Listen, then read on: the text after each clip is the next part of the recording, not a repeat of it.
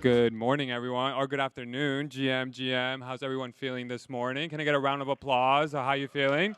Yeah.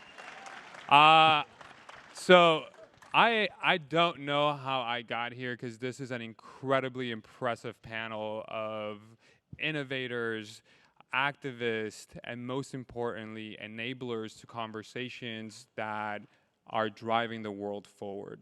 And so today we're really thinking about how are we utilizing NFTs for an inclusive and equitable future, which is a lot of times can get lost in dialogue given the fact of like the returns on NFTs and everything along those lines. But there's so many things that are happening on our chain that are actually driving for good.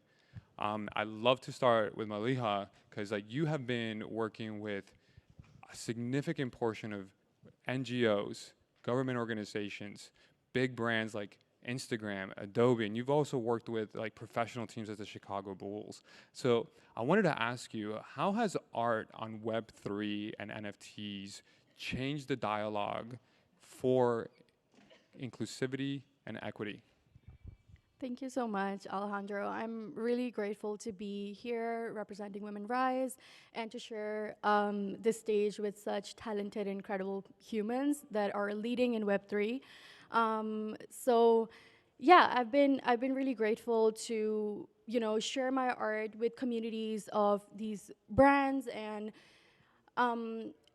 basically, like, I've been creating art for over 10 years, and on the way, I've been able to work with these organizations, and my art started as kind of like a coping mechanism when I initially moved to US from Pakistan, and as a teenager, that journey was really taxing, and art was my way of like coping with it and dealing with it and just like making sense of like that situation.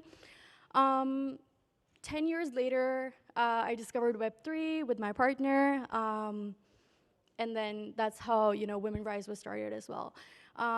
So yeah, I've come across some incredible people in the space as well, and I think we say this a lot and we hear this a lot as well, that this is just the beginning, and it truly is.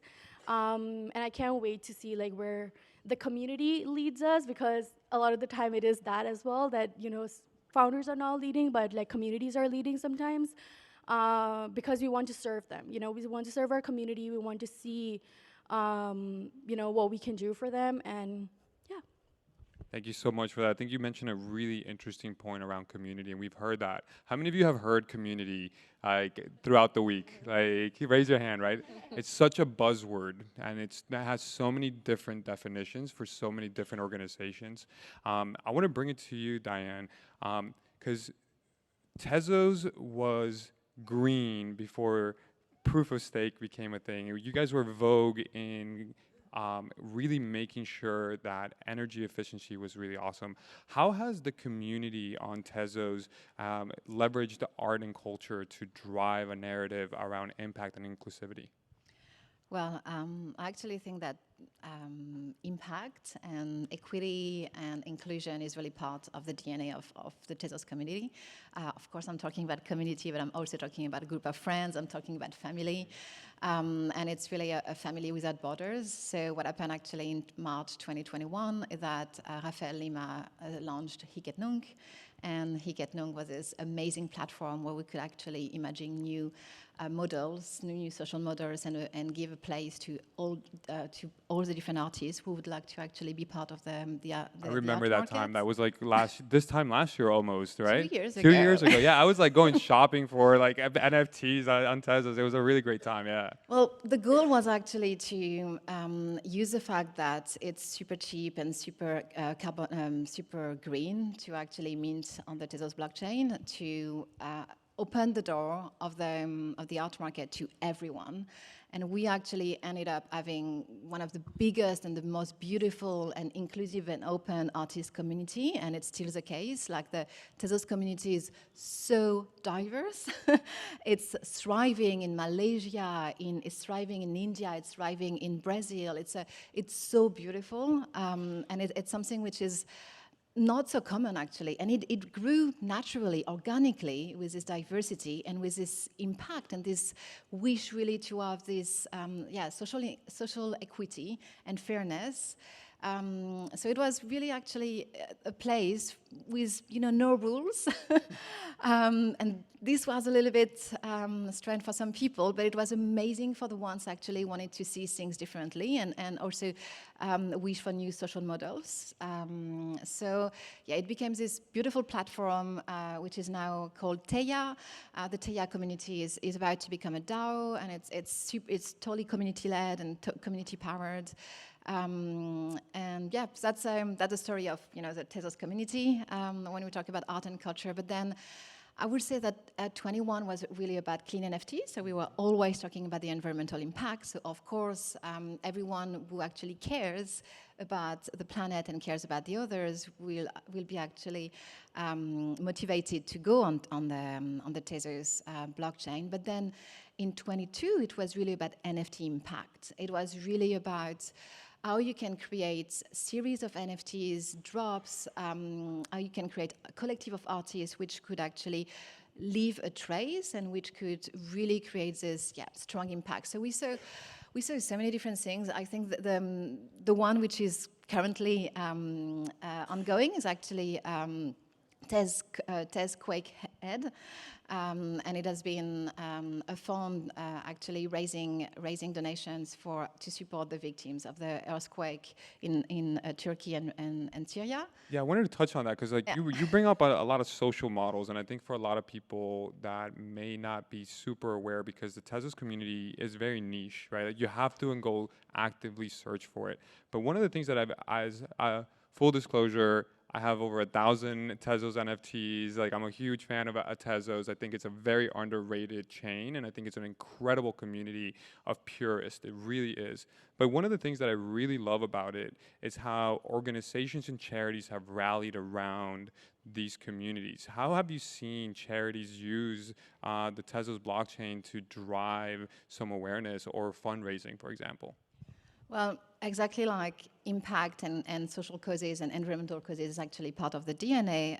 Donating is part of the culture, and it's something which actually appeared back in 21 with Object for Object. It was this beautiful weekend of celebration where everyone will actually give really large edition of NFTs with really small price. So the art market could be really accessible and open to everyone. And then this became a culture, and then step by step, each time it was necessary to actually raise funds, the community will actually gather and create this new hashtag.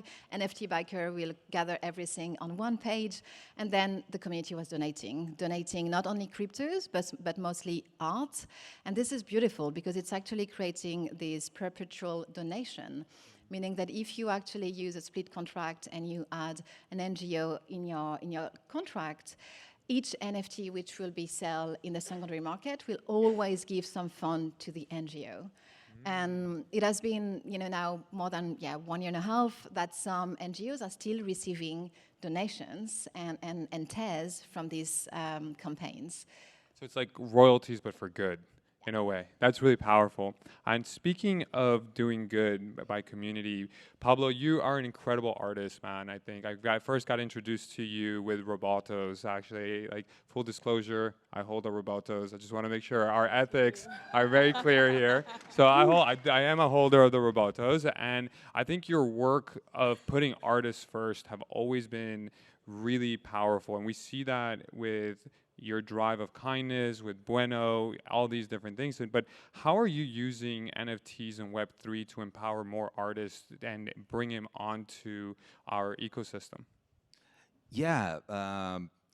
So like going back to why, well, as an artist, like starting, I don't know if you remember back in 2021, 2020, like the tools that existed, the stuff that was out there was not very intuitive, and the UI of things and the user experience of things was just like very scary. Like everything looked like it was designed in the 90s, and like any link that I love the retro, okay? Like I'm all about the retro, no, okay? okay, hold on. Yeah, I suppose, but more like in a scammy way, where it's like, oh, I don't know if I should click this button, right? and the tools just didn't exist to just like for anyone who was an artist and anyone who wanted to create something. It was impossible unless you wanted you had to give away all of your creation to a very small group of people who knew how to do a smart contract, even, right? So creating a smart contract, just a couple of people knew, and those people were the ones who actually had the power. Like everyone would say, like, "Oh, it's the artist, and everything is about the artist." No, the artists never have had the power, like because it was really the engineers and the developers who knew how to do these things that always failed, by the way, and there was always a problem with those things, and everybody got really mad. But like I was an artist that went through that experience, and I had to give away my power as a creator to the people who helped me like create Robotos. What do you mean by giving away your power? What does that mean? Well, equity. I had to give it all, yeah, almost. Like if you know all the things that we did with Robotos, it was almost with no money. It was a lot of it was my money. Like I know that but all the money that you made in the beginning, yeah, no, all of that went to the developers. And like as an artist, like I wasn't really, and then all the responsibility comes to you as an artist, and everyone expects you to, well, now I bought this. What are you gonna do for me? And now you have this community. Oh, the buzzword. Well, the community can be a really bad thing too, because the community expects so much stuff from you, and then because oh yeah, I paid all this stuff. I paid 2 Ethereum for this thing. Yeah, you didn't pay it to me. You paid it to someone else, by the way. And I may have gotten a little bit of percentage of royalties. Oh, by the way, royalties. No more royalties for you artists anymore.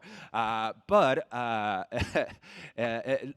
the expectation is still on the artist, right? And all the responsibility is still on the artist because and we are all here to support the artists. Oh yes, no, but in reality, all of these platforms that exist and everyone who is here, not you, of course, but in the space is full of people who really don't give a shit about artists. And so, as an artist, I was like, hey, you know what? Let's build tools that actually help artists and give back the power of all the development, all the engineering and everything that is no code, that they can create their contract with their own rules, however they want, and that contract is tied to their wallet. It's not tied to someone else's wallet, to a developer who you actually never met because it was Anon, and whatever Zoom call that you had with them, they were never showing their face. And so that's what we made. And with Bueno, we have been working on that. It's just like tools that help artists like put their art on the blockchain and like do the primary sales, everything, all with their rules, so they can put it out there and they have the rules of everything. And now we're working on a way to just like even have their own shop, their own marketplace. Why? Because like, all the secondary sales, like if you were depending on like, we were making plans about like, with the royalties, we're gonna do this and that. Well, you can say goodbye to that stuff too, because like, royalties are gone for you, artists. So like, there might be an opportunity for you to just like, still own your, like how the art is sold and how the art is distributed if we build the tools so you can still have a little bit of control over that. So like, that was my experience as an artist, but I had an advantage, right? And the advantage is that even though it was really hard for me in the beginning when building Robotos, I had the opportunity because I'm a UX designer. I'm someone who makes product too, and I have also the help from the Bueno team. Like we created Bueno with really cool developers who are amazing and they're geniuses. And now what we're making, I remember one engineer tell me, dude, I'm pretty much just like killing my own job by doing Bueno, because like as an engineer, I'm not going to be able to sell smart contracts to all those other people, to all their artists. And it's like, yeah, that's what we're doing exactly. Like, and because like, we don't want it to be difficult for artists so they can create this stuff. And it's been awesome, just like being able to just like from start to end, have the artists control of everything. They don't have to go to someone else to like, hey, can you make a change here on the trades, because I don't want the glasses to appear as often, and I want this thing to be a little bit more rare and this thing a little bit more. You don't have to. You can do that. You have control over your art, but also about the rules of how all of that is distributed. So with Bueno, we're doing that, and it's been great to use that like privilege that I have and power that I've had as someone who creates product, and with the funding that we got in, to just like put it all embedding on artists and creators, and building the tools so they can create. Because like at the end of the day, the things that are going to be sold and are going to be traded and all that stuff, it has to come from a creative mind. And if we really don't support the artists, then there's, I don't know, like I suppose we're all just gonna be selling ourselves AI-generated crap that it's just like, hey, I sell you this AI-generated crap. Oh, I sell you this other one AI-generated crap. Who created this? Oh, it's the AI. Well, no, yeah, the AI was actually fed by all the artists that existed here. It sounds to me like you are really passionate about this topic, but not only passionate about the topic, but really bringing power back and redistributing it back to the artists. But on that note, I really want to bring Aina into the conversation, because you are no, it's all good, you are a powerhouse. I've had the pleasure to interact with you, and you're an amazing, incredible community builder, and you have a really powerful story, and I'd love for you to share that story a little bit and touch base on it. But I want to help us understand a little bit of how NFTs and the blockchain have helped you not only share that story, but also empower others to regain that power of their own narratives. Thank you so much for your uplifting words. Hello, everyone. So I started being an activist for over 15 years around women and girls' rights because of my own personal story. When I was 5 years and a half, I went, even though both my parents were feminists, I went through female genital mutilations, and that's something that really shifted something in my family, because my parents, of course, were crushed by it. But I grew up in a family where people told me that I had rights, and that what happened to me, which was done by a family member, was not right, and that women shouldn't be, the body of a woman shouldn't be a war zone, basically, and that we have rights, and that I have to stand up for mine. And when I do that, I stand up for other women as well. So I started being an activist at 19. I was like, okay, I want to change the world. I was very naive. I thought that I could like do more, and with time and experience, I realized that I have to start like, you know, in batches, and with the help of other people and creative movements. And that's how I started to create movement around women and girls' rights. And then I realized that climate is something that is a big issue for everybody, but even more for women and girls. So I became a climate activist as well, looking inside, like, crap, what is happening? Like, we are in such a big trouble, but we have to do something. But my philosophy is not like pointing fingers, it's like, how are we going to do this together? And outside of offices, of institutions and governments and stuff, how we as a people are going to make an impact and a change.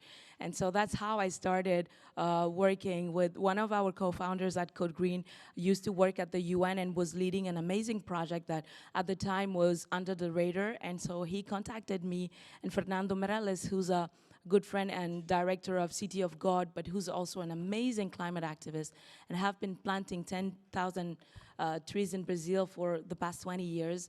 And so he was like, okay, guys, let's make a film. Let's start the advocacy with art.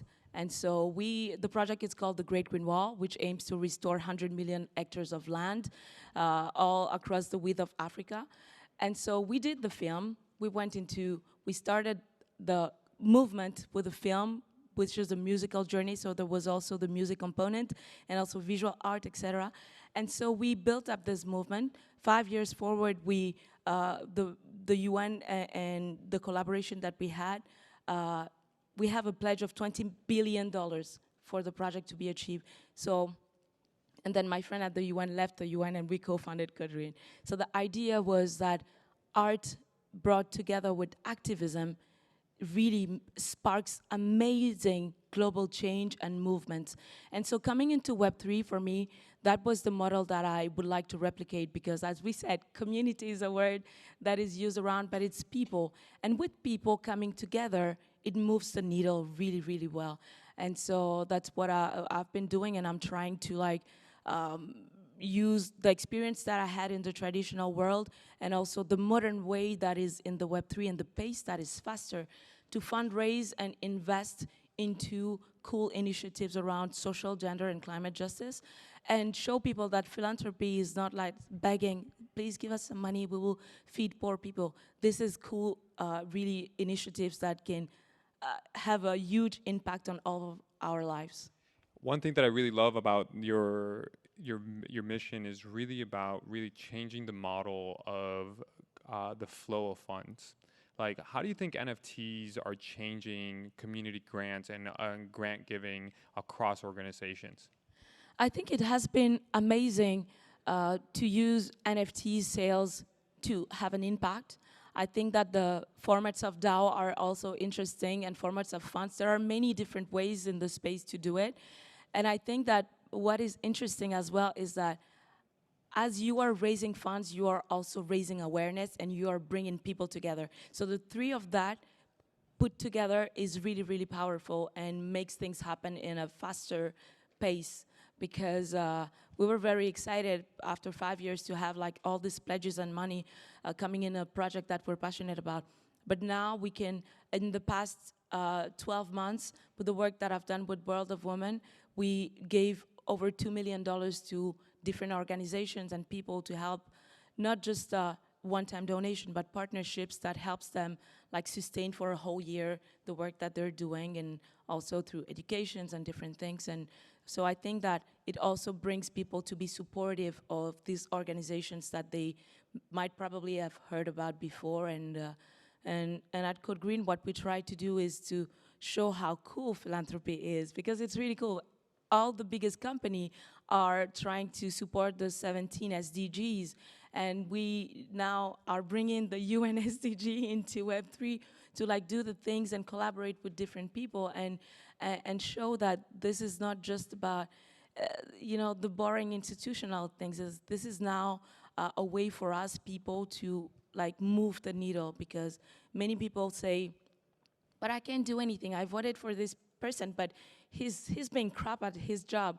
With this, we are doing it together. So there's no finger pointing. It's like, what can we bring to the table? And I'm one person, but I'm not leading anything. We're leading this together. I love that concept of we, and like I've seen organizations like World of Women, WomenRise, the Tezos community, the foundation, Bueno. And one of the things that really ties really interesting here that's not being told, that I want to pull this out, I'm just a storyteller here, but it's like the concept of identity, right? Like so many of us buy things in our everyday life to show that identity of who we are, what's important to us, right? Like when we buy a Tesla, we kind of signal to the world that energy efficiency is important to us, right? When we buy a specific type of watch, when we wear a specific type of shoe, it's kind of part of our identity. And so NFTs are essentially an identity beacon to the Web3 world or the blockchain world. And so with that being part of the conversation of identity, I want to bring this to you, Maliha, because you have been really, really at the forefront of utilizing art as a voice to drive women's rights as well. How has the founding or the creation of WomenRise changed the conversation, or how has it amplified the conversation around women's rights? Thank you, Alejandro, for that question. And before I answer that, I just want to, I know some of this may be like, for some of you, this may be like your first NFT conference or your first interaction with such conversation related to Web3. So I don't want people to leave here and think like community is like the scary word.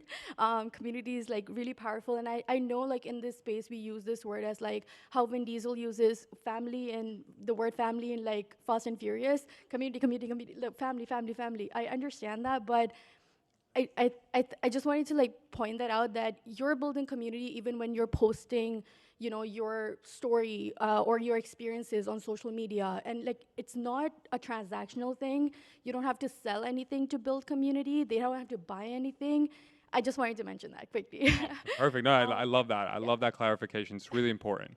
And so because like community is very important to my work. And so for 10 years, as I mentioned earlier, I've been creating arts focused on social justice, focused on women's rights and girls' education. And what me and my team are trying to do with WomenRise is an extension of that. And it came from, when I initially moved to US, I saw like how when something tragic happened in the Muslim community, for example, the mainstream media wasn't picking it up because it was seen as, I don't know, like an accident or like not that serious and not actually like what it was. And so that's when I started to use art beyond my personal coping mechanism to start those conversations within my community. By at that time, what I mean is like literally my Facebook friends. That's the community that I'm talking about at that time. And then slowly I started to like use my art and work with different organizations. And so I think with WomenRise, we brought those organizations into Web3 with us. So we worked with Malala Fund, and we hosted a conversation with Malala as well to reimagine education. And because I have always seen like NFTs and Web3, and for me it was talking about girls' education through art. And I like to create like really bright and bold portraits and paintings, and the purpose is that you may not be interested in complex issues because sometimes with our daily lives we don't have time to stop and read like articles or like keep up with the news sometimes, and the news cycle is really fast as well. It's extremely overstimulating, and you can't keep up with it, especially in our very capitalistic society that keeps us really busy. So art for me is like, you're scrolling on social media, you may come across this really bright and bold piece of art. Now you're interested in it. Now you're looking at the art piece, maybe you're reading the caption, so you're coming for the art, but then you're learning about something that, so you're coming for the art but staying for the cause is like how I like to look at talking about community and not in a transactional way. And that's like with WomenRise as well. We're using art to campaign too. And I think people forget that even when you're campaigning, you're not constantly using like statistics and facts and like these really long articles and stuff. You're using, like, if you use this visual language, we all come from different backgrounds. We all speak different languages. Art is something, it's like music, which is another form of art. It helps us communicate better. We don't need to speak the same language, and that's why WomenRise is, very art-focused project. But we're also partnering with organizations. We're also partnering with, and as we call like alpha in this space. Our next thing with WomenRise, or what you can expect from the WomenRise team, is our education initiative, which is called Backpack X, and we hope that we can reimagine education with that. And that's like a really huge ambition that I've had since I learned about Web3. And yeah, that's what WomenRise is. And That's really awesome. I know we're coming down to the last 90 minutes, but I want to bring it to Diane because she practiced what she preaches, by the way. She does not fly. In my research before I came here, I found out that she does not fly because of the carbon credit issues. But so we have last 60 seconds or so. Why is inclusivity important to you? And well, I'll give it to everybody, just a little fire round. I actually think it should be a culture. It should be something which is part of your DNA and you're not even thinking about it. If you want to create fertile futures, you need diversity. If you take a field in the nature, if you have monoculture, you go nowhere. If you have diverse plants and flowers there, you can actually have beautiful plants growing and seasons after season, you have beauty coming. So diversity is really, really key, and inclusion is really, really key for the future. That's amazing. Inna, I want to go from you. So I think that today with the internet, the world has become like the furthest place has become my neighborhood, and I think that including everybody is getting the best of all of us, and having all cultures, all brains coming together to create something for the next generation is super important. So yeah, inclusivity and diversity is really key. That's really awesome. Pablo, you got 5 seconds, and then I'm going to go over. Sorry, moderator, but I'm definitely going to go over because I want to hear Maliha's. Yeah, innovation. Innovation, awesome. Maliha, why is inclusivity important to you? I think it's because of representation, being the next generation being able to see somebody who looks like them representing something that resonates with them. I think that's why, so that we can have, you know, a better future and more diversity of thought as well. That's amazing. Please join me in a round of applause celebrating these amazing humans. Thank you, guys.